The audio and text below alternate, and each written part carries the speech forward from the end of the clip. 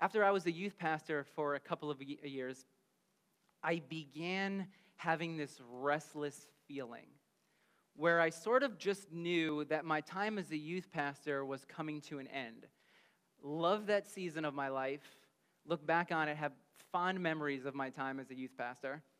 But I sort of hit this place where I realized, okay, there's something else coming up. There's something on the horizon. I didn't know exactly what this looked like. I just had this unease, maybe you could call it spiritual restlessness. I don't know, maybe that's a good phrase. Have you ever had this before, where you sort of know there's something next, but you don't exactly know what shape or form that next is taking? So I began exploring this restlessness with one of my good friends who was a pastor at a church in Connecticut. And we would have lunch every other week or so and just ask questions and talk and begin to talk through this a little bit. Finally, he offered me a job. This was a church planner. He had started a church. His church was growing. He needed an assistant pastor. So he said, hey, Dave, why don't you become the assistant pastor of this church? I thought about it for a while, prayed about it, talked to a lot of people about it, and it made sense. Yes, this is the next step. This is where I'm to go. Youth pastor position over. Now I clearly know where I'm supposed to go. So I told him, I said, I'm all in. Let's do this thing. I am going to become your assistant pastor. Now, the same week that I told him that I was on board, I was supposed to be preaching at his church on that Sunday evening. I went to the church, preached the sermon, and there was sort of like in the front here, there was a little platform that you step up onto where there's a pulpit back here, and you're supposed to stand behind this thing because that makes you look really official. And I remember I finished the sermon. Everything went great, loved it, had a great time. And as I was stepping down off the platform, before my foot even hit the ground, there was this overwhelming sense within me that this wasn't the job that I was supposed to be taking. There was this overwhelming sense that this actually isn't the next step for you. This obviously bothered me. I had already told my friend that I was going to take the position. He was excited. I was excited. But I remember driving home from Connecticut that day, and I had a friend in the car with me, and I started talking to him about what I had experienced. And I was troubled by it. I was very bothered by this. But I said, I don't feel peace deep within my soul. I know that if I were to take this job, that I would be either missing out on something or something just wasn't right about this.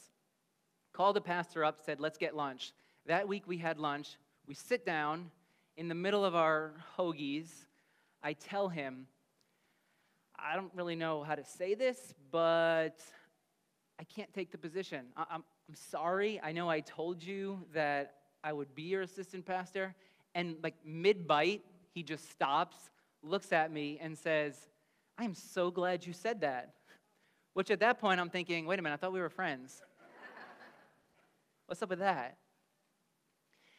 And as I began to explain what had happened, he tells me that he had had that same feeling as I was up preaching at his church that Sunday evening. He said he went home, he told his wife, he said, I don't think Dave is actually supposed to become assistant pastor here, but I'm going to let it go unless he says something about it. I'm just going to ignore that. When I went to him and told him, he was, you know what, you're right. For some reason, I don't know why, the Spirit of Jesus, the Holy Spirit blocking this path, for some reason, I don't feel like this is actually the next step for you either. Now, as I look back on that, I realize if I had taken that job, if I had taken that position, all of this would never have happened. I would have missed out on the beauty of you, the beauty of Awaken. And I don't know what would have happened, but I just find it fascinating that there was this just unease within my spirit at that time. And then it was almost as if once that door was closed, which was disappointing, of course. This is one of my really good friends. I was looking forward to working with him and being able to partner together and see him on a regular basis. And I really appreciated his mentoring. So I was extremely disappointed. But it was almost as if as soon as that ended, as soon as that door closed, the door to open a church, to plant a church, began to open. I think that's sometimes how it works.